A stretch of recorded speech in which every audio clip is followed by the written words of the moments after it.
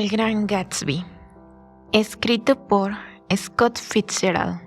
Capítulo 9.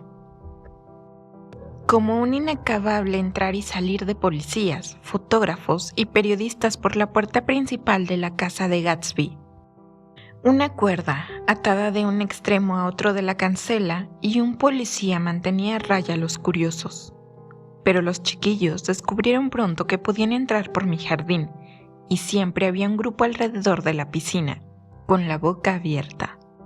Alguien de gestos decididos, un detective quizá, usó la expresión «loco» cuando se inclinó esa tarde sobre el cadáver de Wilson, y la imprevista autoridad de su voz estableció el tono de los reportajes que publicaron los periódicos a la mañana siguiente. La mayoría de esos reportajes eran una pesadilla, grotescos, intrascendentes, tendenciosos y falsos. Cuando el testimonio de Michaelis durante la investigación sacó a la luz las sospechas de Wilson sobre su mujer, pensé que inmediatamente algún periodicucho sensacionalista nos serviría la historia completa. Pero Catherine, que podría haber dicho cualquier cosa, no dijo una palabra. Demostró una sorprendente firmeza de carácter. Miró al coronel con los ojos llenos de determinación bajo sus cejas depiladas, y juró que su hermana no había visto a Gatsby en su vida, que su hermana era completamente feliz con su marido, que su hermana jamás había dado un mal paso.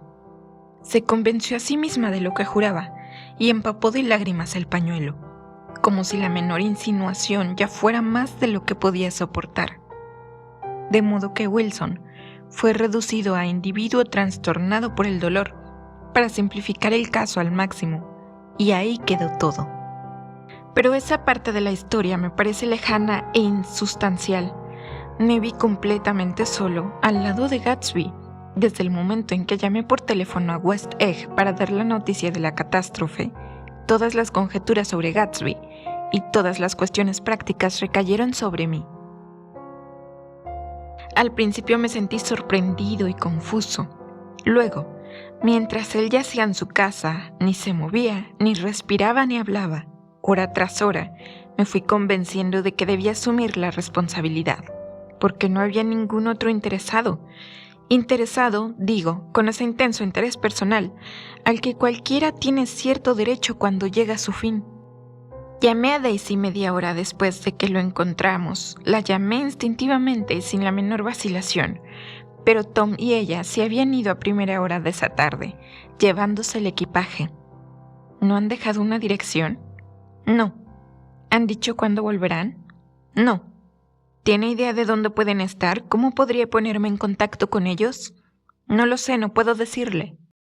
Quería encontrar a alguien que lo acompañara. Quería entrar en la habitación donde yacía y tranquilizarlo. Te encontraré a alguien, Gatsby, no te preocupes, confía en mí y encontraré a alguien que te acompañe.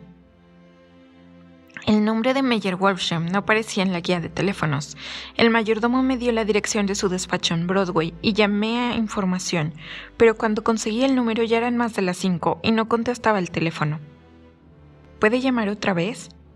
Ya he llamado 3 veces, dijo la telefonista. Es muy importante. Lo siento, me temo que no hay nadie. Volví al salón y pensé por un momento que todos esos funcionarios que de improviso habían llenado la casa eran gente que se presentaban por casualidad. Pero cuando levantaron la sábana y miraron el cadáver con ojos estupefactos, la protesta de Gatsby volvió a sonar en mi cerebro. Escucha, viejo amigo, trae a alguien que me acompañe. Haz todo lo posible. No puedo soportar esto solo. Alguien empezó a hacerme preguntas, pero me escabullí y subí a la segunda planta para buscar en los cajones del escritorio que no estaban cerrados con llave.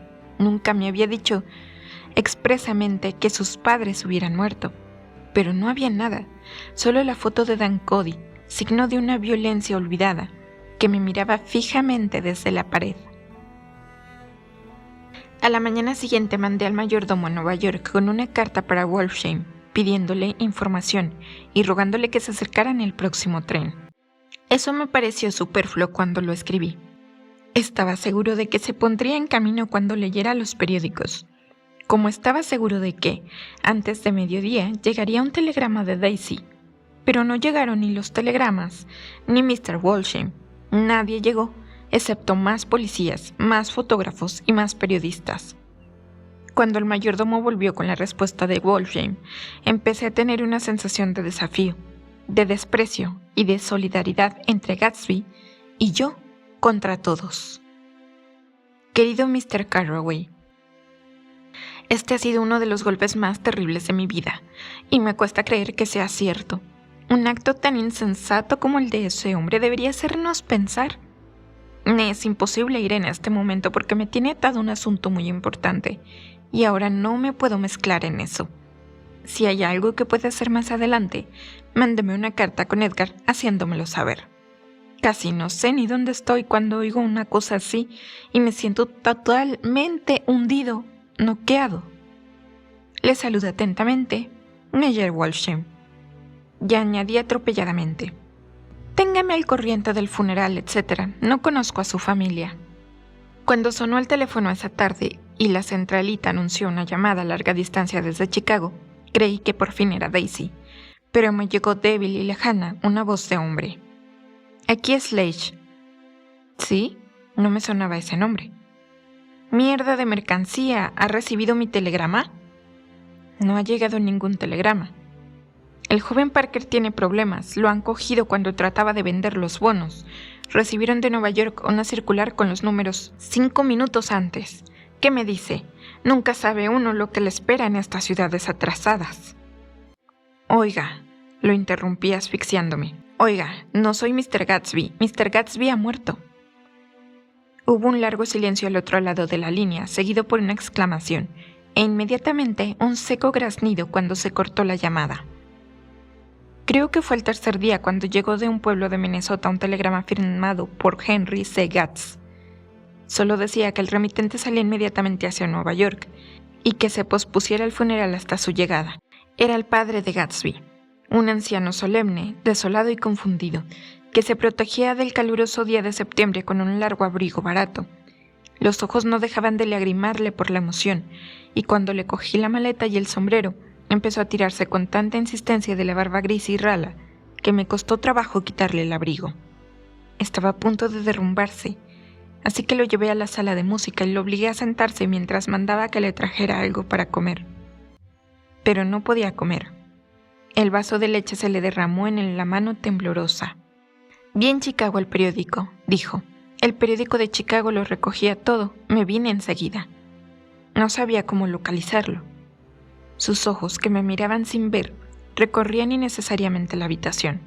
Fue un loco, dijo. Tenía que estar loco. ¿Le apetece un poco de café? Le insistí. No quiero nada, ya estoy bien, Mr. Carraway. Ya estoy bien, ¿dónde han puesto a Jimmy? Lo llevé al salón donde yacía su hijo, y lo dejé allí. Unos chiquillos habían subido los escalones, y se asomaban al vestíbulo. Cuando les dije quién acababa de llegar, se fueron de mala gana. Poco después, Mr. Gatz abrió la puerta y salió, la boca entreabierta, la cara ligeramente roja, los ojos húmedos de alguna lágrima aislada e inoportuna. Había llegado a una edad en la que la muerte ha perdido su calidad de sorpresa terrible, y cuando entonces miró a su alrededor y vio por primera vez la altura y el esplendor del vestíbulo y las inmensas habitaciones que salían de él y daban a otras habitaciones, su dolor empezó a mezclarse con un orgullo evidente. Lo ayudé a subir a uno de los dormitorios de la segunda planta. Mientras se quitaba la chaqueta y el chaleco, le dije que cualquier disposición había sido aplazada hasta su llegada. No sabía lo que usted pensaba hacer, Mr. Gatsby. Me llamo Gatz. Mr. Gatz. Pensé que quizá quisiera llevarse a su hijo al oeste. Negó con la cabeza. A Jimmy siempre le gustó más el este. Alcanzó su posición en el este.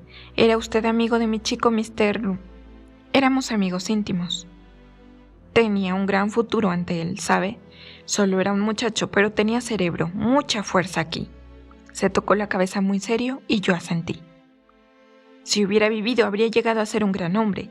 Un hombre como James J. Hill. Habría contribuido a levantar el país. Eso es verdad, dije incómodo. Trató de quitar la colcha bordada de la cama, se tumbó muy derecho y se durmió instantáneamente. Esa noche llamó por teléfono a una persona que no podía ocultar su pánico, y quiso saber quién era yo antes de decirme su nombre. «Habla con Mr. Carraway», le dije. «Ah», sonó más tranquilo. «Soy Clip Springer». Yo también me sentí más tranquilo, porque su llamada parecía prometer otro amigo para el entierro de Gatsby. No quería anunciarlo en los periódicos y atraer una multitud que acudiera como quien va a un espectáculo, así que hice unas cuantas llamadas telefónicas. No era fácil encontrar a nadie. «El funeral es mañana», le dije a Clip Springer, «a las 3, en la casa. Avísale a todo el que pueda estar interesado». «Ah, sí», me cortó. «No creo que vaya a nadie, pero lo haré si tengo ocasión». Su tono me hizo desconfiar. «Usted vendrá, por supuesto». «Bueno, lo intentaré, sí. Para lo que llamaba era porque...» «Espere un momento», lo interrumpí. «¿Vendrá o no?» «Bueno, el hecho es que la verdad es que estoy con alguna gente en Greenwich y quieren que mañana pase el día con ellos. Hay un picnic o algo por el estilo, pero sí haré lo posible para escaparme». No pude contener un ya, seguro. Debió irme porque continuó nervioso. «Bueno, he llamado porque me dejé ahí un par de zapatos. No sé si sería mucha molestia mandármelos con el mayordomo. Son unas zapatillas de tenis y me siento incómodo, como desvalido sin ellas. Mi dirección es BF...» No oí el resto del nombre porque colgué. Después de aquello sentí cierta vergüenza por Gatsby. Un señor al que llamé por teléfono insinuó que había recibido su merecido. La culpa fue mía, porque era uno de los que, envalentonado por el licor de Gatsby, solía hablar de Gatsby con más desdén, y yo tendría que haber sido lo suficientemente listo como para no llamarlo. La mañana del funeral fui a Nueva York a ver a Meyer Wolfsheim. Parecía no haber otro modo de localizarlo. En la puerta que abrí siguiendo las instrucciones del ascensorista había un rótulo en el que decía «The Swastika Holding Company». Y al principio creí que no había nadie. Pero después de gritar «buenos días», en vano varias veces, empezaron a discutir en la habitación contigua, y al momento apareció en una puerta anterior una judía muy atractiva, y me examinó con unos ojos negros y hostiles. «No hay nadie», dijo. «Mr. Wolsheim se ha ido a Chicago». Lo primero era evidentemente falso, porque dentro había alguien empezando a silbar desafinado el rosario. «Haga el favor de decirle que Mr. Carraway quiere verlo». «¿Voy a buscarlo a Chicago?» En ese momento una voz inequívocamente la de Mr. Wolsheim gritó «¡Estela!» del otro lado de la puerta. «Déjeme su nombre en la mesa», dijo ella. «Le daré el recado en cuanto vuelva». «Pero sé que está aquí». Dio un paso hacia mí y empezó a pasarse las manos por las caderas arriba y abajo. «Ustedes los jóvenes se creen que pueden entrar aquí cuando les da la gana», me regañó. «Y nos tienen hartos hasta la náusea. Cuando digo que está en Chicago, está en Chicago». Mencioné a Gatsby. «Ah», volvió a mirarme. «¿Me repite su nombre?» Se esfumó. Al instante apareció solemne en la puerta Meyer Wolsheim, tendiéndome las dos manos. Me hizo entrar en su despacho, mientras comentaba con voz reverente que era un momento muy triste para todos nosotros, y me ofreció un cigarro. «La memoria me lleva al día en que lo conocí», dijo.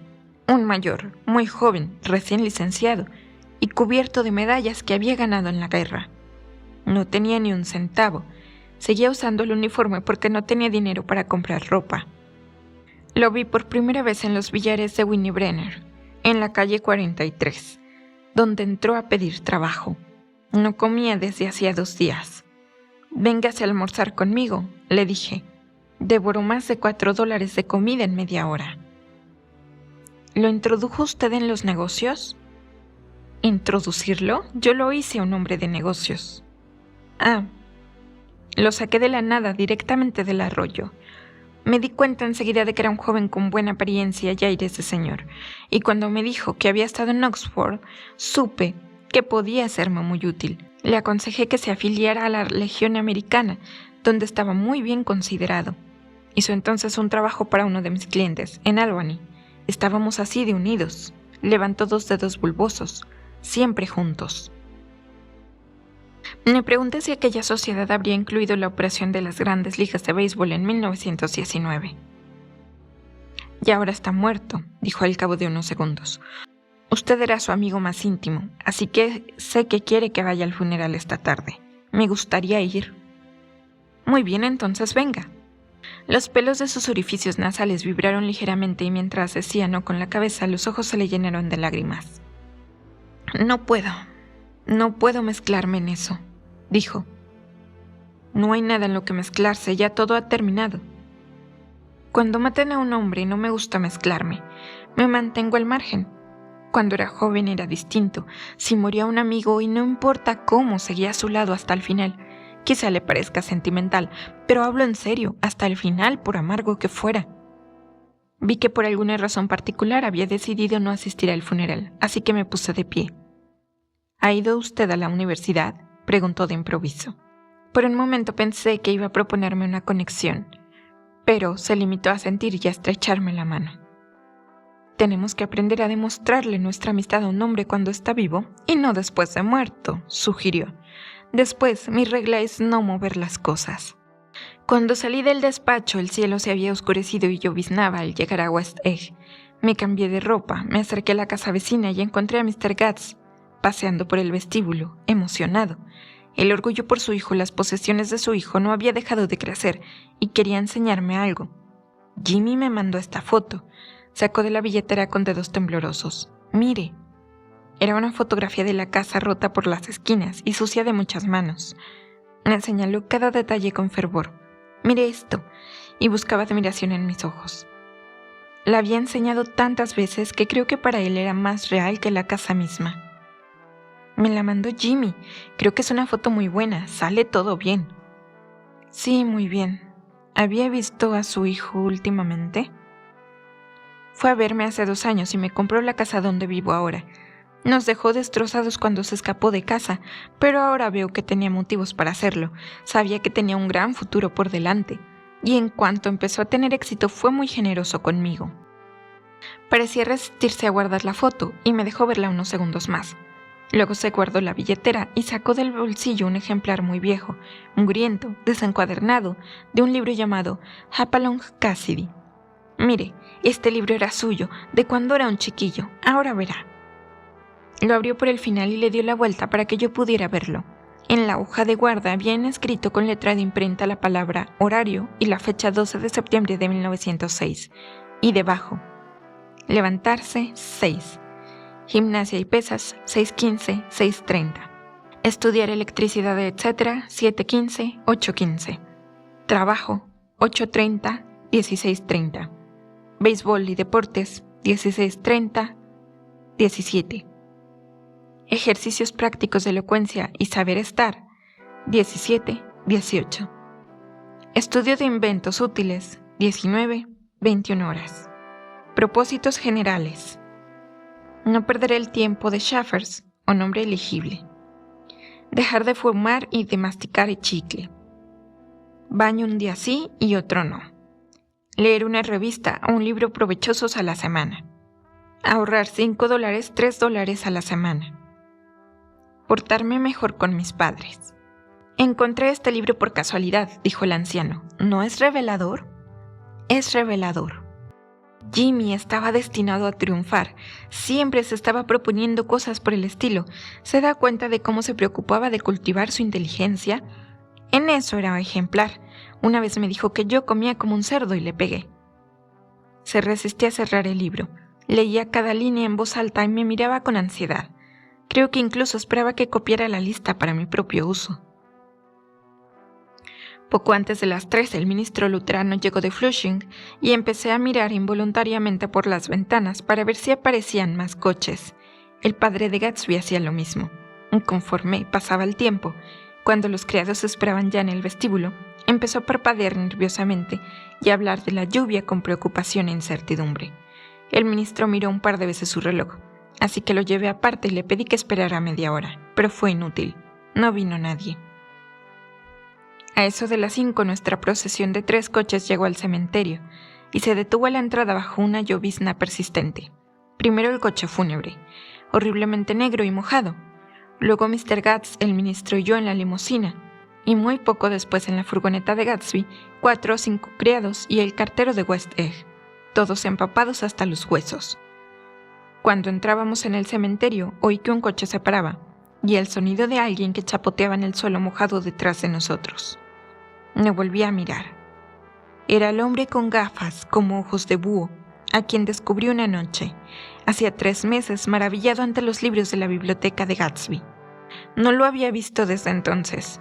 No sé cómo se enteró del entierro, ni siquiera sé su nombre. La lluvia corría por sus gafas, muy gruesas, y él se las quitó y las secó para ver cómo levantaban la lona que protegía la tumba de Gatsby. Intenté pensar en Gatsby un instante, pero ya estaba demasiado lejos, y lo único que pude recordar sin resentimiento fue que Daisy no había mandado ni un mensaje ni una flor. Apenas si oí vagamente un murmullo: «Bienaventurados los muertos sobre los que cae la lluvia», y el hombre de los ojos de búho contestó con fuerza: «Amén». Volvimos deprisa a los coches bajo la lluvia. Ojos de búho habló conmigo en la puerta. «No he podido ir a la casa. No ha podido ir nadie». «No me diga», estalló. «Dios mío, iban cientos». Se quitó las gafas y volvió a limpiarlas por dentro y por fuera. «El pobre hijo de puta», dijo. Uno de mis recuerdos más vivos es la vuelta al oeste desde el colegio y luego desde la universidad en Navidades.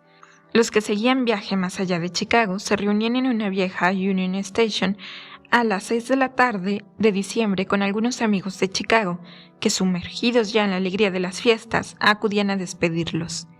Recuerdo los abrigos de piel de las chicas que volvían al colegio de Miss Tal o Miss Cual, y las charlas entre el vaho helado de la respiración y las manos que se levantaban a saludar cuando veíamos a viejos amigos, y cómo comparábamos nuestras listas de invitaciones.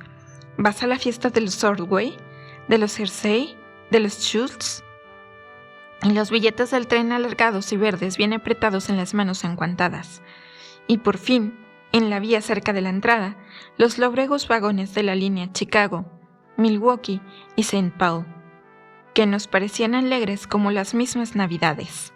Cuando nos adentrábamos en la noche de invierno y la verdadera nieve, nuestra nieve, empezaba a extenderse por todos lados y a titilar y estrellarse contra las ventanas del tren. Y pasaba las luces mortecinas de las pequeñas estaciones de Wisconsin. El aire se endurecía de pronto, afilado y cortante. Lo aspirábamos profundamente cuando volvimos a cenar a través de las plataformas heladas, inconcebiblemente conscientes durante una hora extraordinaria de nuestra identificación con el país, antes de unirnos y confundirnos de nuevo con él. Ese era mi medio oeste, no el trigo, ni las praderas, ni los perdidos pueblos de los suecos, sino los emocionantes trenes de mi juventud en los que regresaba, y las farolas de la calle y las campanillas de los trineos en la oscuridad escarchada, y las sombras de las coronas de acebo que las ventanas iluminadas proyectaban sobre la nieve. Formo parte de ese mundo, un poco solemne por la sensación de aquellos largos inviernos, un poco orgulloso por haber crecido en la casa de los Carraway, en una ciudad en la que las casas todavía son conocidas durante décadas por el nombre de la familia propietaria. Ahora comprendo que, al fin y al cabo, esta historia ha sido una historia del oeste. Tom y Gatsby, Daisy y Jordan, y yo somos del oeste.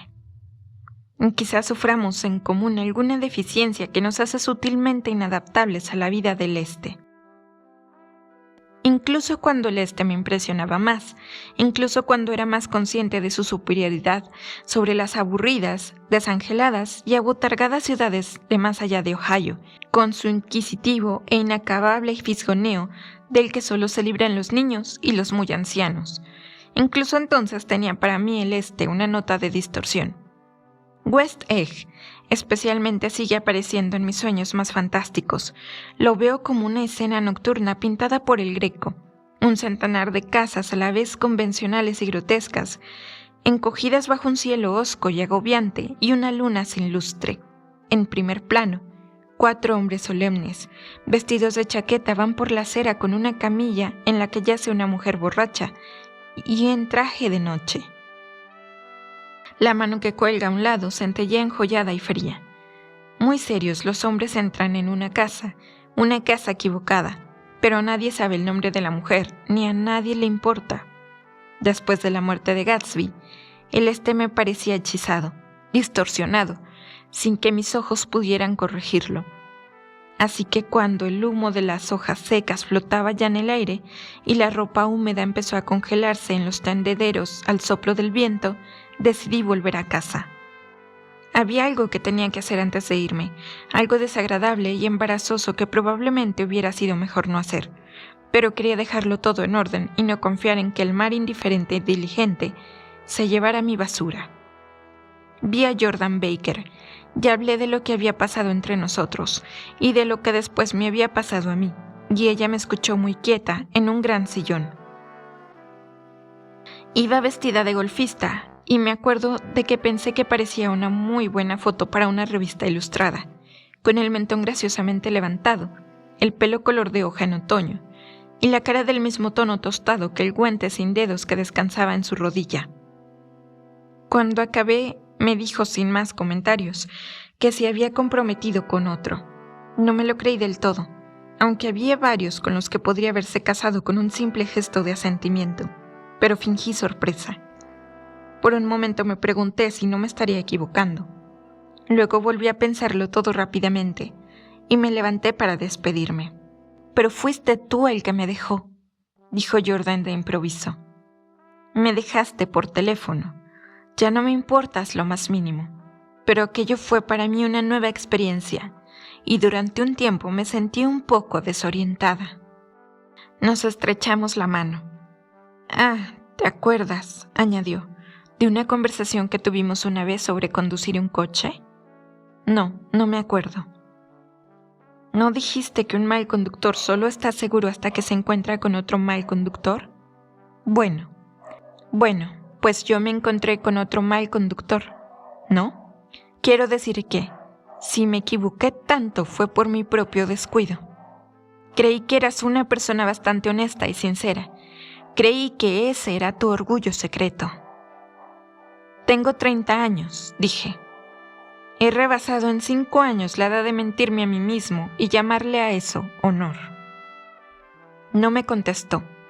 Enfadado, medio enamorado de ella y tremendamente dolorido, di media vuelta y me fui.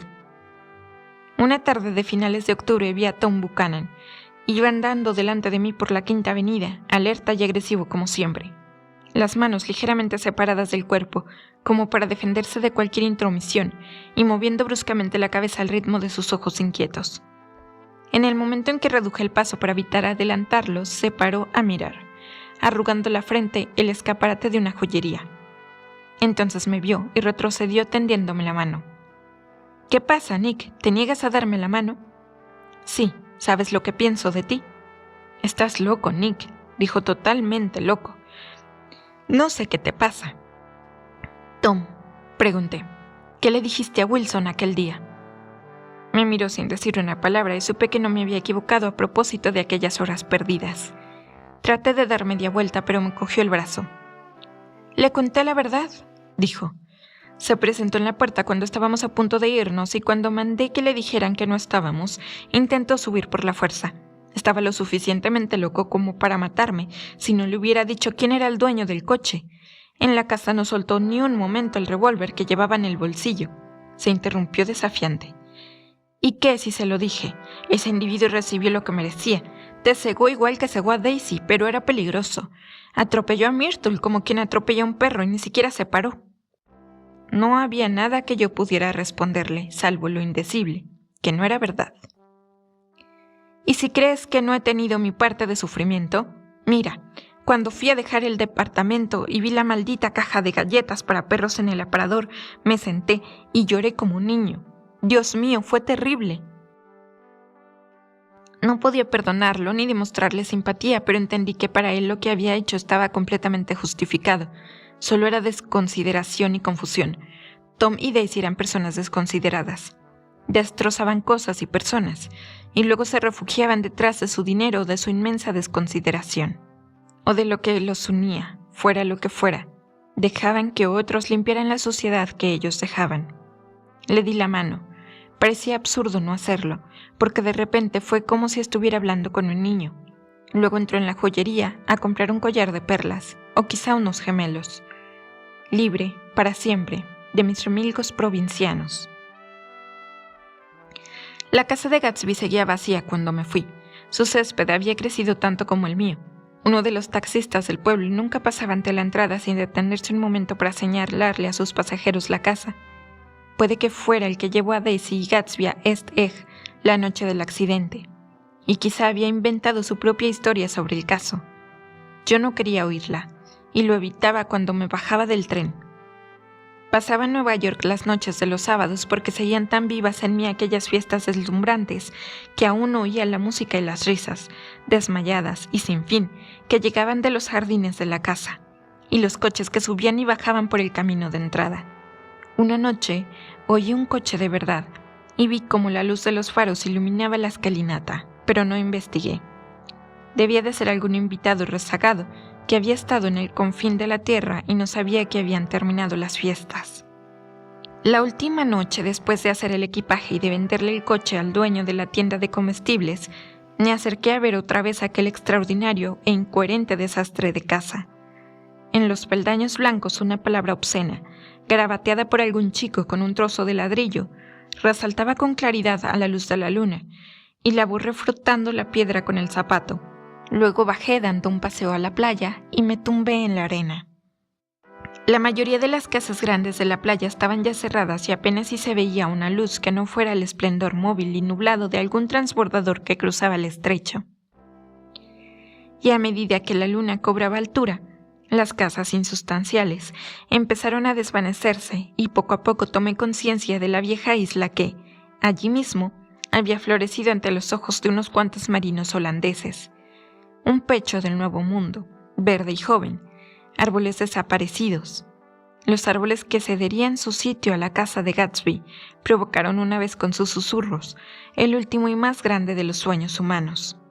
Durante un instante encantado y efímero, el hombre tuvo que contener la respiración en presencia de ese continente, obligando a una contemplación estética que no entendía ni deseaba frente a frente, por última vez en la historia, con algo proporcional a su capacidad de asombro. Y allí, pensando en el viejo mundo desconocido, me acordé del asombro de Gatsby cuando descubrió la luz verde al final del embarcadero de Daisy. Había hecho un largo camino hasta aquel césped azul, y su sueño debió de parecerle tan cercano que difícilmente podía escapársele. No sabía que ya lo había dejado atrás, en algún sitio, más allá de la ciudad, en la vasta tiniebla, donde los oscuros campos de la República se extienden en la noche. Gatsby creía en la luz verde, el futuro orgiástico que año tras año retrocede entre nosotros. Se nos escapa ahora, pero no importa.